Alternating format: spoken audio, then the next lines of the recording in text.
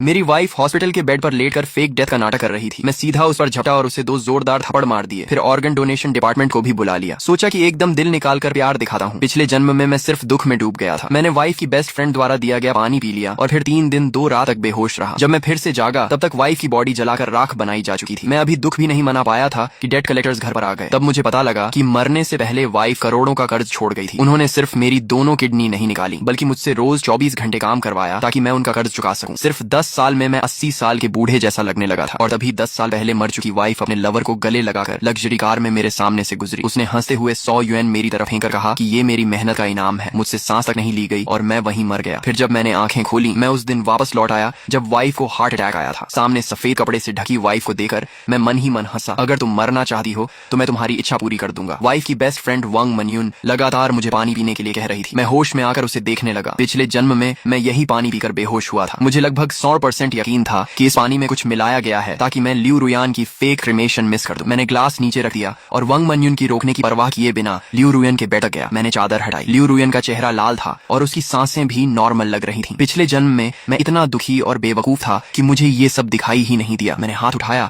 और एक जोरदार थप्पड़ उसके चेहरे पर मार दिया। लियू रुयन जरा भी नहीं हिली। लगता था कि वो पकड़े जाने के डर से पूरी एक्टिंग कर रही थी। वांग मनयून चिल्लाई। उसे लगा कि मैंने लियू रुयन की फेक डेथ पकड़ ली। जीजा जी, आप गुस्से में ऐसा नहीं कर सकते। मैं लियू रुयन को बेरहमी से पीटता रहा। वांग मनयून की हालत देखकर लग रहा था कि वो अभी फट पड़ेगी। मैं रोते हुए बोला, मैंने तुमसे कहा था ना रात भर मत जागा करो, हेल्थ का ध्यान रखो। तुमने मेरी बात क्यों नहीं मानी? अब मुझे अकेला छोड़कर चली गई। मैं क्या करूंगा? वांग मनयून हकी बकी रह गई। मैं उससे बहस करने के मूड में नहीं था, इसलिए सीधा फोन निकालकर कॉल लगाया। हेलो, यहाँ ऑर्गन डोनेशन करना है। अभी अभी डेथ हुई है, जल्दी आइए। वांग मनयून रोकना चाहती थी लेकिन अपनी पहचान की वजह से कुछ नहीं बोली और जल्दी से किसी को मैसेज भेज दिया। कुछ ही मिनट में ऑर्गन डोनेशन वाले लोग पहुंच गए। मैंने दुखी चेहरा बनाकर कहा, मेरी वाइफ बहुत दयालु इंसान थी, उसकी अचानक मौत हो गई। मैं चाहता हूँ कि उसका जीवन किसी और के काम आए। स्टाफ भावुक होकर बोला, सर आप बहुत महान हैं, बताइए कौन सा ऑर्गन डोनेट करना है? मैंने गहरी सांस लेकर कहा, मेरी वाइफ हार्ट अटैक से मरी है। मुझे नहीं पता कौन सा ऑर्गन अभी काम का है। आप बॉडी खोल कर देख लो, जो काम का लगे निकाल लो। अगर कुछ भी इस्तेमाल लायक ना हो तो बॉडी मेडिकल स्कूल को दे देना। वांग मनयून तुरंत चिल्लाई, नहीं जीजा जी, रुयन दीदी कभी ऑर्गन डोनेशन नहीं चाहती थी। उन्होंने खुद मुझे बताया था, हमें उनकी आखिरी इच्छा का सम्मान करना चाहिए। मैंने शांत होकर कहा, मनयून, मैं रुयन का हस्बैंड हूँ, ये फैसला लेने का हक मुझे है। तुम सिर्फ उसकी फ्रेंड हो और तुम खुद डॉक्टर हो। क्या लोगों की जान बचाना नहीं चाहती? ऑर्गन डोनेशन वाले लोग भी बोले, हाँ डॉक्टर वांग, कृपया रास्ता दीजिए। वांग मनयून बेचैन होकर इधर उधर भागने लगी। तभी लियू रुयन की माँ डू शॉमिन भागती हुई पहुंची। उसके बालों में सैलून के कर्लर अभी भी लगे हुए थे। उसने लियू रुयन को सही सलामत देखा तो राहत की सांस ली, लेकिन अगले ही पल मुझे जोरदार थप्पड़ मार दिया। निकम्मे आदमी, मेरी बेटी तुमसे शादी करके बर्बाद हो गई, वो मर गई और तुम उसकी बॉडी काटना चाहते हो। आखिर में ऑर्गन डोनेशन वाले लोग मजबूर होकर चले गए। वांग मनयून ने राहत की सांस ली और फिर लियू रुयन को सफेद कपड़े से ढक दिया। डू शॉमिन सोफे पर बैठकर मुझे लगातार गालियां देती रही। मैंने सिर झुकाकर कहा, माँ मुझसे गलती हो गई, लेकिन वो चिल्लाई, अभी के अभी यहाँ से निकल जाओ, मैं खुद अपनी बेटी को क्रिमेशन के लिए ले जाऊंगी। मैं तुरंत चुप हो गया और वांग मनयून द्वारा दिया गया वही पानी डू शॉमिन को दे दिया। वो लगातार चिल्लाने और टेंशन की वजह से बहुत प्यास लगी हुई थी, इसलिए उसने पूरा पानी एक सांस में पी लिया। वांग मनयून रोक भी नहीं पाई। सिर्फ 2 मिनट बाद ही डू शॉमिन गहरी नींद में गिर गई। वांग मनयून घबराकर बोली, जीजा जी, आप फिर से ऑर्गन डोनेशन तो नहीं करवाना चाहते ना? मैंने सिर हिलाया और डू शॉमिन को सोफे पर सीधा लिटाकर कहा, नहीं, माँ ने मना कर दिया है तो मैं कुछ नहीं करूंगा। वांग मनयून ने राहत की सांस ली और बोली, फिर आप आंटी को इमरजेंसी में ले जाइए, मैं रुयन दीदी की क्रीमेशन संभाल लेती हूँ। मैं हल्का सा हंसा और बोला, तुम डॉक्टर हो, तुम्हें पेशेंट को देखना चाहिए और मैं हस्बैंड हूँ, क्रीमेशन मैं कराऊंगा। इतना कहकर मैंने सीधे क्रीमेटोरियम में फोन कर दिया। वांग मनयून की हालत गर्म तवे पर चींटी जैसी हो गई। वो लगातार डू शॉमिन को जगाने की कोशिश करती रही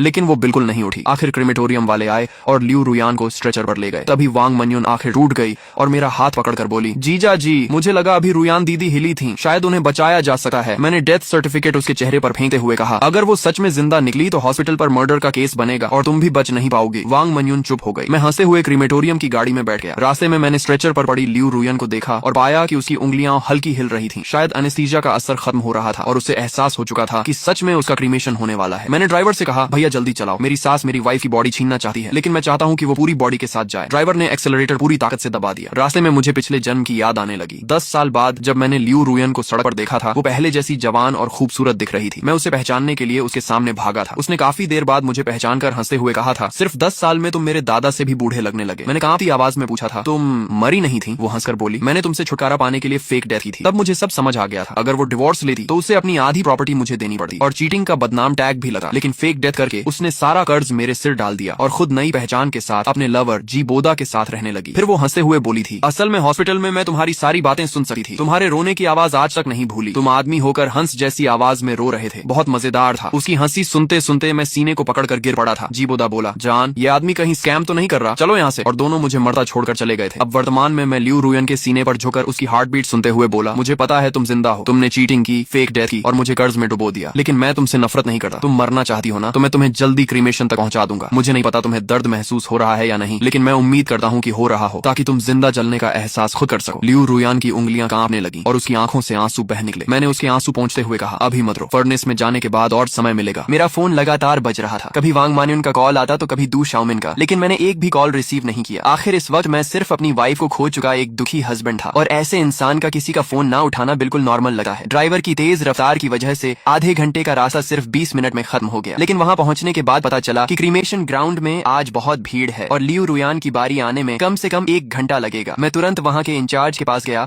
और रोने का नाटक करते हुए बोला, मेरी वाइफ की अचानक हार्ट अटैक से डेथ हो गई और ये खबर सुनकर मेरी सास भी हॉस्पिटल में एडमिट हो गई है। मुझे जल्दी वापस जाना है, प्लीज मेरी वाइफ का क्रीमेशन पहले करवा दीजिए। मैं अपनी सास को भी खोना नहीं चाहता। वह आदमी शायद पहली बार किसी को क्रीमेशन के लिए लाइन तोड़ते देख रहा था। उसने कहा, मैं आपकी सिचुएशन समझ सका हूँ, लेकिन बाकी लोग भी काफी देर से वेट कर रहे हैं, इसलिए सीधे आपको आगे भेजना मुश्किल है। इतना कहकर उसने धीरे से अपना हाथ आगे बढ़ाया जैसे वह रिश्वत मांग रहा हो। मुझे समझ आ गया था कि ये लोग पैसे मांग रहे हैं। मैंने तुरंत फोन निकाला और उस आदमी को सीधे 2000 ट्रांसफर कर दिए। भाई प्लीज हेल्प कर दो, मैं एक ऑर्फन हूँ। मेरी वाइफ और मेरी मदर इन लॉ ने हमेशा मुझे अपनों से भी ज्यादा प्यार दिया है, मैं उन्हें दोबारा नहीं खो सका। मेरी बात सुनकर वो आदमी इमोशनल हो गया और उसने मदद कर दी। इस तरह लियू रुयान को लाइन तोड़कर सीधे अंदर भेज दिया गया और सिर्फ 10 मिनट के अंदर ही उसे क्रीमेशन फर्नेस की तरफ ले जाया गया। स्टाफ जैसे ही बटन दबाने वाला था, मैंने उसका हाथ रोक दिया। मैं नहीं चाहता था कि किसी और के हाथों उसका एंड हो, बदला मुझे खुद लेना था। मेरे जोर देने पर स्टाफ मान गया और बटन दबाने की परमिशन मुझे दे दी, लेकिन उसी वक्त गेट के बाहर से डू शाओमिंग और वांग मान्युन की घबराई हुई आवाज गूंज उठी, रुको, बॉडी को मत जलाना, प्लीज रुक जाओ, मेरी बेटी को बाहर निकालो। जीजा जी वेट करो, आंटी को रुयान दीदी से कुछ कहना है। लेकिन वांग मान्युन चिल्लाई, दूर हट, मैं अपनी बेटी को खुद जलाऊंगी। इतना सब होने के बाद भी दोनों फेक डेथ का ड्रामा कंटिन्यू करना चाहते थे। मैं जमीन पर घुटनों के बल गिर गया और दुखी होने का नाटक करते हुए बोला, माँ, रुयान जा चुकी है, अब उसे शांति से जाने दीजिए। मैं उसका हस्बैंड हूँ, मैं कभी उसे छोड़कर नहीं जाऊंगा। हमारी बहस देकर आसपास लोग इकट्ठा होने लगे। क्रीमेटोरियम के वर्कर्स भी कंफ्यूज होकर एक दूसरे का चेहरा देखने लगे। एक वर्कर इरिटेट होकर बोला, यहाँ कोई ड्रामा चल रहा है क्या? ये क्रीमेटोरियम है, मजाक की जगह नहीं। इतना कहकर उसने बटन दबाने की कोशिश की, लेकिन वांग मान्युन और डू शाओमिन पागलों की तरह उस पर झपट पड़े। दोनों इतनी जोर से बटन की तरफ कूदे कि वर्कर डरकर साइड हट गया और अगले ही सेकंड दोनों सीधे बटन पर गिर पड़े। बूम! फर्नेस के अंदर भड़कती हुई आग ने पल भर में लियू रुयान को अपनी लपटों में निगल लिया। 2 तेज चीखें गूंजी और सब लोग शॉक में वांग मान्युन और डू शाओमिन को देखने लगे, लेकिन मेरी नजर सिर्फ फर्नेस के अंदर थी। लगता था एनेस्थीसिया का असर अब पूरी तरह खत्म हो चुका था। मुझे हल्का सा दिख रहा था कि लियू रुयान मुंह खोलकर मदद के लिए हाथ बढ़ा रही है, लेकिन बाहर का हंगामा इतना ज्यादा था कि किसी ने उस तरफ ध्यान ही नहीं दिया। 1 मिनट बाद जब सबने दोबारा फर्नेस की तरफ देखा तो क्रीमेटोरियम के स्टाफ धीरे धीरे हैरानी से बात करने लगे। मैंने पहली बार देखा है कि किसी का हाथ इतना ऊपर तक उठ रहा हो, बिल्कुल जिंदा इंसान जैसा लग रहा है। अच्छा हुआ दिन का टाइम है, वरना आधी रात में तो मुझे लगा कोई डेड बॉडी वापस जिंदा हो गई। मैंने आंखों से नकली आंसू पोंछे और मुश्किल से अपनी मुस्कान छुपाई, फिर दुखी चेहरा बनाकर बोला, मेरी वाइफ अपनी माँ से सबसे ज्यादा प्यार करती थी। शायद आंटी की आवाज सुनकर वो आखिरी बार उन्हें देखना चाहती होगी। उसके बाद मैंने फर्नेस की तरफ देखकर आंसू पोंछने का नाटक किया और धीरे से बोला, रुयान तुम आराम से जाओ, मैं माँ का ख्याल रखूंगा और बहुत जल्द तुम दोनों को दोबारा मिला दूंगा। वांग मान्युन जमीन पर गिरी हुई डू शाओमिन की बिल्कुल परवाह नहीं करती और लड़खड़ाते हुए मेरे पास दौड़ी। जैसे ही उसने भट्टी के अंदर का नजारा देखा, वो वहीं आधी पागल सी हो गई। वो पागलों की तरह क्रीमेशन बटन दबाने लगी और चिल्लाई, रुको रुको! कर्मचारियों ने पहली बार किसी फैमिली मेंबर को इतना हिस्टेरिकल देखा था, इसलिए तुरंत उसे पीछे खींच लिया। मैडम, हम समझते हैं कि आप दुखी हैं, लेकिन डेड इंसान वापस नहीं आते। आप लोग ऐसा करेंगे तो मरने वाले की सोल भी चैन से नहीं जाएगी। वांग मान्युन का चेहरा इतना सफेद पड़ चुका था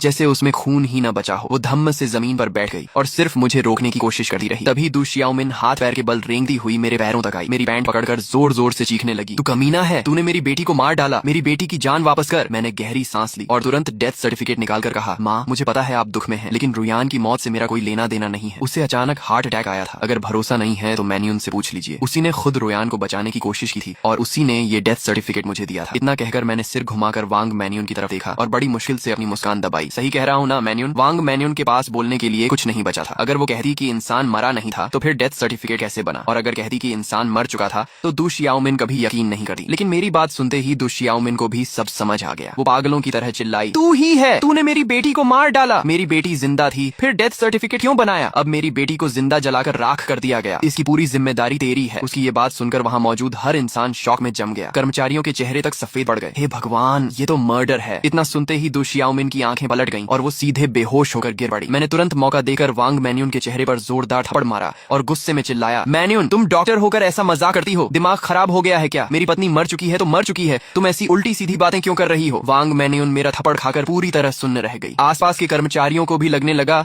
कि शायद वो दुख में पागलों जैसी बातें बातें कर रही है, इसलिए सब अपने अपने काम में वापस लग गए। जब तक लियू रुयान पूरी तरह राख बन चुकी थी, मैं गुस्से और दुख का नाटक करते हुए उसकी अस्थियां लेकर क्रीमेटोरियम से बाहर निकल आया। जाते जाते भी मैंने वांग मैनयून से कहा, तुमने बेवजह माँ को इतना डरा दिया कि वो बेहोश हो गई। अब उन्हें हॉस्पिटल ले जाने की जिम्मेदारी तुम्हारी है। ऐसा नहीं था कि मैं वहाँ रुकर तमाशा नहीं देखना चाहता था, लेकिन मेरे पास इससे भी ज्यादा जरूरी काम थे। घर लौटे ही मैंने लियू रुयान की राख को ड्राइंग रूम में सबसे दिखने वाली जगह पर रख दिया और तुरंत लॉयर से कांटेक्ट किया। फिर मैंने उसकी कंपनी, प्रॉपर्टी और इनहेरिटेंस अपने नाम करवाने की तैयारी शुरू कर दी। पिछले जन्म में मैं दुख में इतना डूब गया था कि जब तक मुझे होश आया, कंपनी मेरे हाथ से जा चुकी थी। अगर इस बार भी मैंने जल्दी कुछ नहीं किया तो जैसे ही दु शियाओमिन होश में आएगी, वो सब कुछ हथियाने की कोशिश करेगी। लॉयर चेन, रुयान की मौत अचानक हुई है, लेकिन उसने जिंदा रहते फैमिली ट्रस्ट और ओवरसीज अकाउंट्स के बारे में कुछ बातें बताई थी। मैं चाहता हूँ कि आप अपने सारे कॉन्टेक्ट इस्तेमाल करके 48 घंटों के अंदर उसकी असली ट्रांजैक्शन हिस्ट्री निकालें। फोन के दूसरी तरफ चेन जियानजांग थोड़ा हिचकिचाया। मिस्टर लिन, पब्लिक रिकॉर्ड्स के हिसाब से मिस लियू के नाम पर सिर्फ कुछ प्रॉपर्टीज और एक ऑलमोस्ट बैंकरप्ट कंसल्टिंग कंपनी है और साथ में करोड़ों का डेट भी। मैंने ठंडी आवाज में कहा, लॉयर चेन, लियू रुयान इतनी चालाक औरत थी कि वो डिवोर्स लेने के बजाय फेक डेथ करना ज्यादा सही समझी। इसका मतलब साफ है कि वो जिन एसेट्स को बचाना चाहती थी, उनकी कीमत उन डेट्स से कहीं ज्यादा है। सब कुछ पता लगाइए, आपकी फीस 3 गुना कर दूंगा। कहते हैं ना, ज्यादा रिवॉर्ड मिलने पर लोग जान लगा देते हैं। अगले ही दिन दोपहर में मुझे लॉयर चेन की एनक्रिप्टेड मेल मिल गई। जैसा मैंने सोचा था, बिल्कुल वैसा ही निकला। लियू रुयान अपनी तथाकथित मेडिकल कंसल्टिंग कंपनी के जरिए लंबे समय से मनी लॉन्ड्रिंग और एसेट्स ट्रांसफर कर रही थी। उसने वांग मैन्यून के डॉक्टर बैकग्राउंड का इस्तेमाल करके बड़ी मात्रा में इलीगल प्रिस्क्रिप्शन फॉर्मूलाज खरीदे थे और उन्हें कई ऑफशोर कंपनीज के नाम पर छिपा रखा था। लेकिन सबसे शॉकिंग बात यह थी कि मुझे एक सीक्रेट लॉकर का पता चला, जो उसी पुराने गराज के अंदर जब मैंने उस जंग लगी शटर को खोला तो सीधा सड़ी हुई बदबू मेरे चेहरे पर आ गई। ये वही कोना था जहाँ पिछले जन्म में मैं कभी नहीं गया था। मैंने एक हिडन कंपार्टमेंट खोला। अंदर कोई ज्वेलरी नहीं थी, सिर्फ कैश की गड्डियां और कई क्रिप्टो करेंसी स्टोरेज डिवाइसेस रखे थे। करोड़ों का डेट। लियू रुयान, तो तुम्हारा प्लान था कि मैं कर्ज में डूबकर नरक जैसी जिंदगी जीऊं और तुम करोड़ों के बिटकॉइन लेकर विदेश में जी बोयुआन के साथ मजे करो। मैंने गिना, सिर्फ वहां रखे कैश ही 20 लाख से ज्यादा थे। मैंने तुरंत बैंक में जमा नहीं कराया, बल्कि उन लोन कंपनीज से कांटेक्ट किया जिनसे लियू रुयान ने सबसे ज्यादा उधार लिया था। सूदखोरों से बचने का सबसे अच्छा तरीका भागना नहीं, उन्हें खरीद लेना होता है। मैंने उन सब के बॉसेस को एक लग्जरी प्राइवेट क्लब में बुलाया। लियू रुयान मर चुकी है, डेथ सर्टिफिकेट यहाँ है, आप सब सुन ही चुके होंगे। उनमें से एक बोला, मिस्टर लिन, इंसान मर जाए तो भी कर्ज खत्म नहीं होता। आप फर्स्ट हेयर हैं, पैसा आपको चुकाना होगा। मैंने शांत होकर कहा, मैंने कब कहा कि नहीं चुकाऊंगा? ये 2 मिलियन है, सिंसेरिटी के तौर पर पहले इंटरेस्ट दे रहा हूँ। बाकी डेट मैं लियू रुयान की कंपनी संभालने के बाद लीगल शेयर्स मॉर्गेज करके चुका दूंगा। लेकिन एक कंडीशन है, लियू रुयान की माँ दु शियाओमिन और वो आदमी जी बोदा, उनके पास अभी भी उसका हिडन मनी हो सका है। अभी वो हर जगह ये अफवाह फैला रहे हैं कि मैंने मर्डर किया है ताकि इनहेरिटेंस हथिया सके। अगर वो सफल हो गए तो आप लोगों को 1 रुपया भी नहीं मिलेगा। एक आदमी बोला, तो आपका मतलब? मैंने ठंडे स्वर में कहा, उन्हें मेरे रिपेमेंट प्रोसेस में इंटरफियर मत करने देना और उन्हें भी डेट कलेक्टर्स का स्वाद चखने दो। अगर उन्हें एविडेंस चाहिए तो पहले उन्हें कर्ज के दलदल में डूबने दो। लियू रुयान की कंपनी का नाम था रुयान ट्रेडिंग। नाम सुनने में क्लासी था, लेकिन असल में वो इलीगल ट्रांजैक्शंस का शेल कंपनी थी। कंपनी संभालने के पहले दिन मैं 12 बॉडीगार्ड्स लेकर पहुंचा। फाइनेंस मैनेजर वांग छिन, जो वांग मैन्यून की कजन थी, डर के मारे सफेद पड़ चुकी थी। मिस्टर लिन, ये रूल्स के खिलाफ है। मैडम लियू अभी गुजरी हैं और आप पुराने एम्प्लॉइज को निकाल रहे हैं। मैंने फाइल उसकी तरफ फेंकी। रूल्स, सरकारी पैसे में 3,80,000 की गड़बड़ी और फेक इनवॉइसेस। मैनेजर वांग, तुम रूल्स पर बात करोगी या इकोनॉमिक क्राइम ब्रांच में जिंदगी पर? मैंने कोल्ड स्माइल के साथ कहा, आधा घंटा है, कंप्यूटर से लियू रुयान और जी बोदा के सारे ईमेल्स और ट्रांजैक्शन रिकॉर्ड्स निकाल दो। काम हो गया तो ये पैसा सेवरेंस पे मान लेना, वरना जेल में अपनी कजन के साथ रहना। 20 मिनट में मुझे सब मिल गया। उसमें लियू रुयान द्वारा इलीगली एसेट्स ट्रांसफर करने के प्रूफ और विदेश में प्रॉपर्टी खरीदने के कॉन्ट्रैक्ट्स भी थे। जो चीजें उसने फेक डेथ के बाद नई जिंदगी शुरू करने के लिए जमा की थी, वही अब मेरे लिए फ्रॉड और इलीगल एसेट ट्रांसफर के एविडेंस बन चुकी थी। आसमान धुंधला था और मैं बैंक बैलेंस बढ़ते हुए देख रहा था, लेकिन दिल में कोई भावना नहीं थी। लियू रुयान की प्रॉपर्टीज, डिजिटल एसेट्स और कंपनी शेयर्स मिलाकर कुल वैल्यू 5 करोड़ से ज्यादा हो चुकी थी और करोड़ों का डेट अब लीगली उसके पर्सनल फ्रॉड डेट में बदल चुका था। क्योंकि असली कल्प्रिट मर चुकी थी और एसेट्स सेटल हो चुके थे, बाकी सारा कर्ज गारंटोर दु शियाओमिन पर डाल दिया गया। यही मेरा उसके लिए आखिरी गिफ्ट था। पत्नी, शुक्रिया, अब मेरे पास पैसा है, घर है, कंपनी है। अब मैं तुमसे भी ज्यादा शानदार जिंदगी जीऊंगा। मैं शराब पीकर सोफे पर ही सो गया। अगले दिन तेज नॉक की आवाज से मेरी आंख खुली। दरवाजा खोला तो बाहर वांग मैन्यून, दु शियाओमिन और एक आदमी खड़ा था जो मुझसे कुछ साल बड़ा लग रहा था। शायद वही जी बोदा था जिसे मैंने पिछले जन्म में देखा था। उसके हाथ में 6-7 साल का एक लड़का था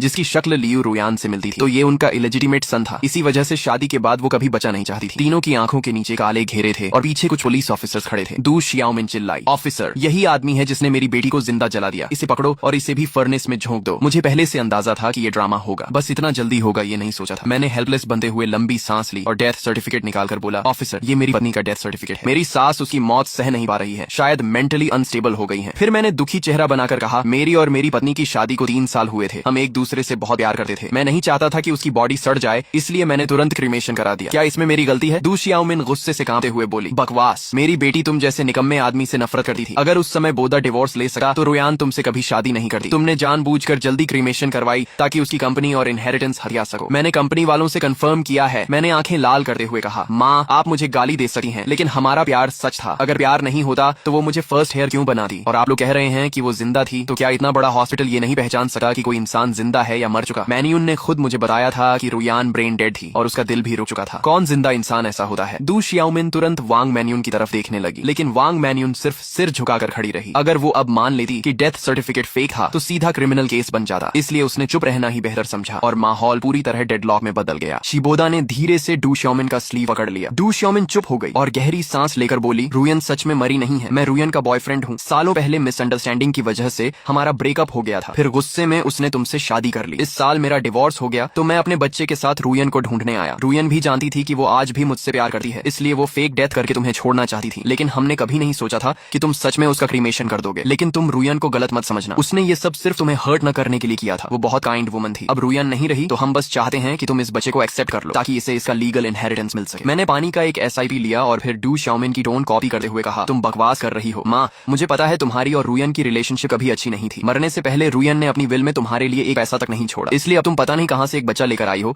और रुयन पर झूठा इल्जाम लगाकर उसकी प्रॉपर्टी हथियाना चाहती हो। सही कहा ना? डू शियाओमिन गुस्से से लगभग फट पड़ी, लेकिन पैसों के लिए खुद को कंट्रोल करते हुए बोली, तुम झूठ बोल रहे हो। मेरी और रुयान की रिलेशनशिप बहुत अच्छी थी। ये बच्चा सच में रुयान का ही है, मुझे सब पता है। मैंने तुरंत लियू रुयान की विल बाहर निकाली और कहा, माँ अगर तुम्हारा रिश्ता इतना अच्छा था तो इस विल में तुम्हारा नाम तक क्यों नहीं है? सारी प्रॉपर्टी सिर्फ मेरे नाम क्यों है? डू शियाओमिन के पास कोई जवाब नहीं था। जिबोदा भी चुप खड़ा था क्योंकि वो खुलकर ये नहीं कह सकता था कि लियू रुयान ने मेरे नाम प्रॉपर्टी सिर्फ इसलिए छोड़ी थी ताकि सारे डेट्स मेरे सिर आ जाएं। मैंने उसके पीछे खड़े बच्चे की तरफ देखा और मन ही मन हंस पड़ा। अब समझ आया कि 3 साल तक परफेक्ट वाइफ बनने का ड्रामा अचानक क्यों बंद हो गया। असल में उसका फर्स्ट लव और बेटा वापस आ चुका था, लेकिन मुझे दुख नहीं हुआ क्योंकि मैं एक बार मर चुका था। मैंने शांत होकर कहा, अगर तुम बोल रहे हो कि ये बच्चा रुयान का है तो प्रूफ दिखाओ, जैसे लीगली अप्रूव्ड DNA टेस्ट या बर्थ सर्टिफिकेट। जिबोदा और डू शियाओमिन दोनों एक साथ बोले, कोई DNA टेस्ट नहीं है, बच्चा घर पर पैदा हुआ था इसलिए बर्थ सर्टिफिकेट भी नहीं है, लेकिन बच्चा रुयन का ही है। मैंने पुलिस की तरफ देखकर कहा, ऑफिसर अब आपको समझ आ गया ना? इन्हें पता है कि मेरी वाइफ का क्रीमेशन हो चुका है, इसलिए ये लोग एक बच्चा लेकर इनहेरिटेंस मांगने आ गए हैं। ऊपर से मुझे मर्डरर भी बोल रहे हैं, लेकिन इनकी बातों में खुद कॉन्ट्रडिक्शन है। डू शियाओमिन जल्दी से बोली, मैं बच्चे के साथ DNA टेस्ट करवा सकती हूँ। अगर मैं उसकी ग्रैंडमदर निकली तो इससे साबित नहीं होगा कि वो रुयन का बच्चा है। पुलिस ऑफिसर ने सिर हिलाया, नहीं ऐसे प्रूव नहीं होता, इससे सिर्फ ये साबित होगा कि आपका बच्चे से ब्लड रिलेशन है, लेकिन आपका और लियू रुयान का रिलेशन ऑफिशियली प्रूव नहीं होता। और अगर हो भी जाए फिर भी ये कंफर्म नहीं होगा कि लियू रुयान आपकी अकेली बेटी थी। मैं मन ही मन हंस पड़ा। असल में मैं लियू रुयान का जल्दी क्रीमेशन करवाना ही इसलिए चाहता था क्योंकि मुझे इसी सिचुएशन का डर था, और अब सच में वही हो रहा था। डू शियाओमिन और जिबोदा ने एक दूसरे की तरफ देखा, फिर जिबोदा दांत भींचकर बोला, बच्चा किसका है वो मैटर नहीं करता, लेकिन रुयान सच में जिंदा थी और इसी ने रुयान को जलवा दिया। ये मर्डरर है, इसे इनहेरिटेंस नहीं मिलना चाहिए। उसकी बात टेक्निकली सही थी, लेकिन पहले उसे ये प्रूव करना था कि मैं मर्डरर हूँ। मैं अचानक वांग मन्युन की तरफ मुड़ा और कहा, मन्युन अब तुम बताओ, रुयन जिंदा है या मर चुकी है? तुम डॉक्टर हो, तुम्हारा फैमिली भी है, सोच समझकर जवाब देना। शायद तुम्हें याद ना हो, लेकिन मुझे सब याद है। जब क्रीमेशन फर्नेस स्टार्ट होने वाला था तब तुम और माँ दोनों ने बटन दबाने से मुझे रोका था। अगर रुयन सच में जिंदा थी तो फिर तुम दोनों ही मर्डरर हुए ना? मैंने उनके रोकने वाले एक्शन को जानबूझकर मर्डर अटेम्प्ट की तरह पेश किया। डू शियाओमिन अभी तुम बकवास कर रहे हो बोलने ही वाली थी कि तभी वांग मन्युन ने दांत भींचकर कहा, रुयन दीदी सच में मर चुकी है। मैंने राहत की सांस ली, लेकिन तभी जिबोदा ने अपना फोन उठा लिया और कहा, मुझे पहले से पता था कि तुम लोग झूठ बोलोगे, इसलिए मैं प्रूफ लेकर आया हूँ। उसने फोन में वीडियो चला दी। वीडियो में जिबोदा, लियू रुयान, वांग मन्युन और डू शियाओमिन चारों सोफा पर बैठकर फेक डेथ का प्लान डिस्कस कर रहे थे। फोन से लियू रुयान की आवाज आई, उस वक्त मैं एनेस्थीसिया ले लूंगी, फिर तुम किसी तरह मेरे हस्बैंड को बेहोश कर देना, उसके बाद उसे बोल देना कि मेरा क्रीमेशन हो चुका है, काम हो जाने के बाद मैं तुम्हें 10 लाख दूंगी। लेकिन वीडियो अधूरी थी, उसमें वो प्राइवेट डिस्कशन नहीं था जिसमें ये लोग मेरे ऊपर डेट्स डालने की प्लानिंग कर रहे थे। वांग मन्युन नीचे बैठ गई, उसे समझ ही नहीं आ रहा था कि खुद को कैसे बचाए। वह घबरा कर बोली, मुझे सच में कुछ नहीं पता था। ऐसा लगा जैसे जिबोदा ने राहत की सांस ली हो। उसने कहा, मैंने तुमसे झूठ नहीं बोला, सच में तुमने ही रुयान को मारा है, इसलिए तुम्हें जेल जाना चाहिए और उसकी सारी प्रॉपर्टी आंटी की होनी चाहिए। मैं शॉक होने का नाटक करते हुए चुप रहा। थोड़ा इमोशंस बनाने के बाद मैंने बेहद दुखी आवाज में कहा, ऑफिसर मैं रिपोर्ट दर्ज करवाना चाहता हूँ। इन तीनों ने जानबूझकर मेरी पत्नी की फेक डेथ प्लान की और मुझे कुछ नहीं बताया। उस समय मैं दुख में टूट चुका था, इसलिए मुझे समझ ही नहीं आया कि मेरी पत्नी सच में मरी नहीं थी। ये दोनों जानते थे कि मैं अपनी पत्नी के ऑर्गन्स डोनेट करने वाला हूँ और उसका क्रीमेशन करवाने वाला हूँ, लेकिन इन्होंने जानबूझकर मुझे सच नहीं बताया। इन लोगों ने ही जानबूझकर मुझे मेरी पत्नी का क्रीमेशन करवाने पर मजबूर किया ताकि बाद में ये लोग किसी बच्चे को लेकर आएं और प्रॉपर्टी हड़प सके। मेरी पत्नी मर चुकी थी, इसलिए मैंने नॉर्मल प्रोसीजर के हिसाब से उसका क्रीमेशन करवाया। क्या यह भी गलत है? जाहिर सी बात थी, इसमें मेरी कोई गलती नहीं थी। उन दोनों ने सोचा था कि सच जानकर मैं टूट जाऊंगा और उनके कंट्रोल में आ जाऊंगा, लेकिन मैं पहले ही एक बार मर चुका था। मैं अब पिछली जिंदगी वाला सीधा और बेवकूफ इंसान नहीं रहा था। जिस पल मेरी दोबारा आंख खुली थी उसी पल मैंने तय कर लिया था कि आगे का हर कदम कैसे उठाना है। मेरा गला तक बैठ चुका था। मैंने रोते हुए कहा, जब मैं ऑर्गन्स डोनेट करना चाहता था तब माँ आप भी वहाँ थी। जब आपने डोनेशन रिजेक्ट किया तब आपने मुझे सच क्यों नहीं बताया? अगर सिर्फ डिवोर्स चाहिए था तो क्या मैं मना कर देता? साफ है कि आप लोगों ने ही रुयान को बहकाया, उसे फेक डेथ के लिए तैयार किया और मुझे ऐसा इंसान बना दिया जिसने अपनी अपनी ही पत्नी को क्रीमेशन फर्नेस तक पहुंचा दिया। आप लोग कितने निर्दयी हैं, दु शाओमिन घबराकर बोली, क्योंकि रुयान ने कहा था कि तुम्हें हर हाल में यकीन दिलाना होगा, इसलिए मैं सिर्फ ऑर्गन डोनेशन रोक सकती थी, सच नहीं बता सकती थी। मैंने तुरंत कहा, तो फिर यह क्या है? जब मैं क्रीमेटोरियम जा रहा था तब तुम लोगों ने मुझे फोन किया था, इसका मतलब तुम्हें पता था कि मैं रुयान का क्रीमेशन करने जा रहा हूँ। उस समय मैं इतना दुखी था कि फोन नहीं उठा पाया, लेकिन तुम मैसेज तो भेज सकती थी। और जब हम क्रीमेटोरियम पहुंचे तब भी रुयान का क्रीमेशन शुरू नहीं हुआ था। फिर तुम लोगों ने सच क्यों नहीं बताया? उल्टा सबके सामने जानबूझकर फर्नेस का बटन दबा दिया। दु शाओमिन और वांग मानियुन पूरी तरह चुप हो गई, लेकिन मैं सच्चाई जानता था। उन्हें पूरा भरोसा था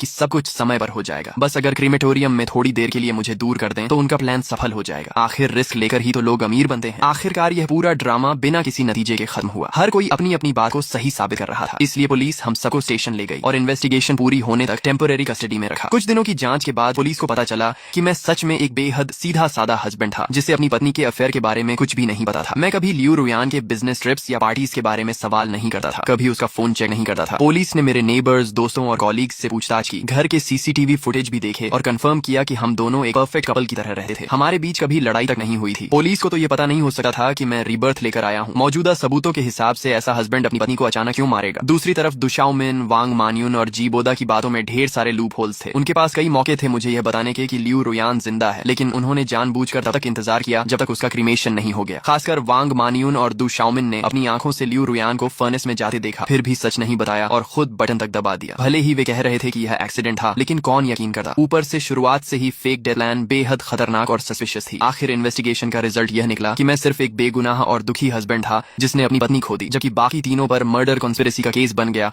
और उन्हें जेल भेज दिया गया बेल पर बाहर आने के बाद भी दु शाओमिन और जी बोदा माने नहीं। वे बार बार लोगों को मेरे पास ट्रबल करने भेजते रहे। पहले मैंने सोसाइटी मैनेजमेंट से कंप्लेंट की, फिर पुलिस से, लेकिन वे लोग जों की तरह पीछे पड़े रहे। आखिरकार मैंने लियू रुयान की प्रॉपर्टी से 100 बॉडीगार्ड्स हायर कर लिए और उन्हें साफ आदेश दिया, अगर कोई फिर ट्रबल करने आए तो इन दोनों को छोड़कर बाकी सबको इतना मारो कि हॉस्पिटल पहुंच जाएं। ज्यादा से ज्यादा कॉम्पेंसेशन ही तो देना पड़ेगा। इसके बाद दु शाओमिन और जी बोदा तो बच गए, लेकिन जिन लोगों को वे भड़का कर लाते थे उनकी हालत खराब हो गई। हॉस्पिटल का पूरा महीने का केपीआई उन्हीं लोगों से भर गया। आखिरकार कोई भी उनके लिए लड़ने को तैयार नहीं हुआ। दोनों बस गुस्से में मुझे घूरते रहते और मैं उनके सामने लग्जरी लाइफ एंजॉय करता। शैंपेन, एक्सपेंसिव कार्स, खूबसूरत लड़कियां। मैंने पिछली जिंदगी की हर कमी पूरी कर ली। ये सब देखकर दु शाओमिन और जी बोदा जल भुनकर पागल हो गए। आखिर 3 महीने बाद कोर्ट का फैसला आया। तीनों मर्डर कंस्पिरेसी में गिल्टी पाए गए और उन्हें उम्र कैद की सजा सुनाई गई। जब पुलिस अरेस्ट वारंट लेकर पहुंची तो दु शाओमिन ने वहीं सुसाइड ड्रामा शुरू कर दिया। वह बैल्कनी पर चढ़कर जंप करने की धमकी देने लगी। वह चिल्ला रही थी कि मैंने अपनी पत्नी को मारा है, मैं जानवर से भी बदतर हूँ, पुलिस कानून का गलत इस्तेमाल कर रही है। नीचे क्राउड बढ़ता जा रहा था। दु शाओमिन को लगा कि लोग उसकी साइड लेंगे। वह रो रोकर इमोशनल स्पीच देने लगी, लेकिन करीब 1 घंटे बाद नीचे से किसी ने चिल्लाकर कहा, कूदना है तो कूद, ड्रामा मत कर, हमारा टाइम वेस्ट मत कर। ये सुनते ही दु शाओमिन गुस्से से उछली, लेकिन उसका पैर फिसल गया और वह सीधे नीचे गिर गई। तो आखिरकार लालच, झूठ और फेक डेथ के इस खेल का अंत हो ही गया। जिसने दूसरों के लिए जाल बिछाया,